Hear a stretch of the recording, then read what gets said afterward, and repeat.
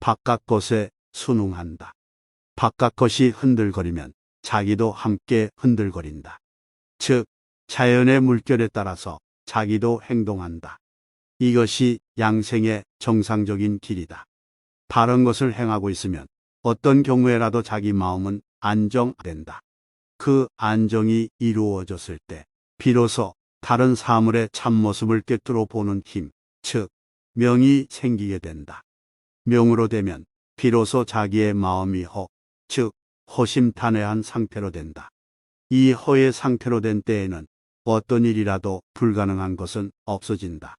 이것이 사람이 지니는 기뻐하는 희, 성내는 노, 슬퍼하는 애, 두려워하는 고, 사랑하는 애, 악한 일을 하는 악, 욕심을 부리는 욕의 칠정에 마음이 동하지 않고 세상을 사는 방법이다. 배고프고 배부른 때를 잘 맞추어서 다스려야 한다. 맹수를 조련하는 요령은 그 맹수가 배고파할 때에 적당히 모기를 주고 배불러 있을 때에는 주지 않는다. 사람과 사람 사이에도 이처럼 상대가 필요로 할 때를 잘 보아서 적당하게 여기에 대응한다. 이것이 사람을 거느리는 방법이다. 배우는 자가 도저히 자기가 배울 수 없는 것을 배우려 한다. 쓸데없는 정력을 소모하고 있는 것이다. 백락이란 사람은 말을 알아보는 데에 천하에서 첫째다.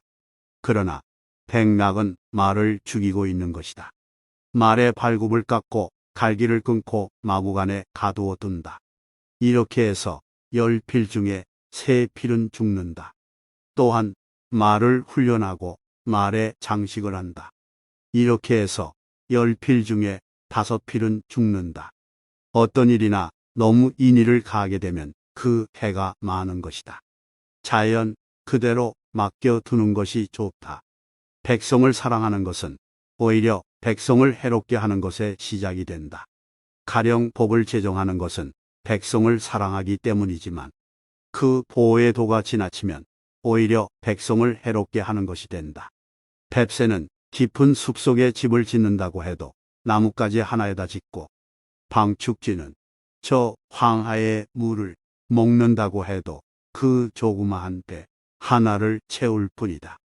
아무리 욕심을 부려도 실제로 차지할 수 있는 재보는 얼마 되지 않는다. 보이지 않는 형상을 보고 소리가 없는 소리를 듣는 것이 가장 중요한 것이다. 부모를 공경하는 효행은 쉬우나 부모를 사랑하는 효행은 어렵다. 북을 치면서 집 나간 아들을 찾는다. 이렇게 되면 아들은 북소리를 듣고 도망갈 뿐으로 찾을 수가 없게 된다. 분노할 줄 모르는 사람은 바보이다. 그러나 분노하지 않는 사람은 현인이다. 불상지금, 불길한 금속, 가령 명공이 쇠붙이를 녹이려 할 때 그 쇠붙이가 나는 부옥칼이 되기는 싫다. 막야처럼 명도가 되고 싶다고 주장한다면 명공은 반드시 불길한 금속이라고 여길 것이다. 인간은 인간이 될 것만을 원해 자연의 운명에 순응해야 한다. 불을 끄기 위해 불을 쓴다. 불은 더욱 세차게 된다. 방법이 잘못되면 목적과는 정반대되는 결과가 된다. 물을 막기 위해 물을 쓰는 것과 같다. 이런 것을 익대라 한다. 사람은 태어날 때 근심을 함께 가지고 태어난다. 사람은 흐르는 물은 참된 모습을 비추어 볼 수 없기 때문에 거울로 하지 않는다. 고요하게 정지해 있는 물에 자기를 비추어 거울로 한다. 사람도 항상 고요하게 정지해 있는 지수처럼 고요하게 하고 있으면 세상의 진상을 잡을 수가 있다. 사람이란 혼자 떨어져서 사는 날이 오래될수록 사람이 그리운 정은 점점 깊어지게 된다. 옛날 월나라에 섬으로 유배된 사람이 고국을 떠난 지 5, 6일이 지났을 때 전에 조금 안면이 있던 사람을 만나니 친하고 반가웠다. 수개월이 지나니 아는 사람이 아니더라도 한 번이라도 본 적이 있는 사람이면 친하게 생각되었다. 수년이 지나자 사람 비슷한 것만 보아도 기쁘고 반갑다고 했다. 사람이 배우지 않으면 재주 없이 하늘에 오르려는 것과 같다. 배워서 지혜가 원대하면 상스러운 구름을 헤치고 푸른 하늘을 보며 높은 산에 올라가서 사해를 바라보는 것과 같다.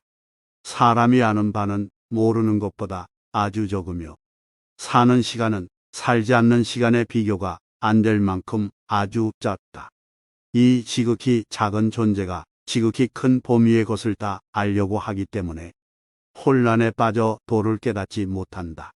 사람이 할 일을 다 하고 나서 하늘의 명을 기다려라. 정의는 반드시 이루는 날이 있다.